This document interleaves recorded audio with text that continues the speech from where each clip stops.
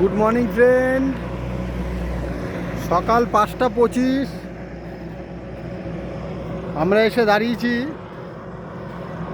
দারুণ ভিউ, দারুণ। ওই উপরে মেঘটা জমে আছে।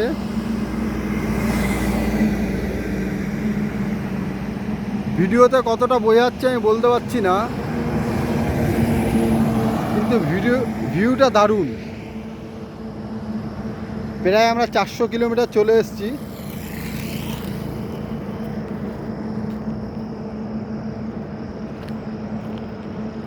এখনও মোটামুটি ঠিক হয়েছে বেনারস যাব।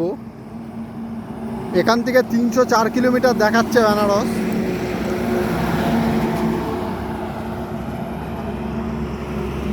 দেখি কটা বাজে।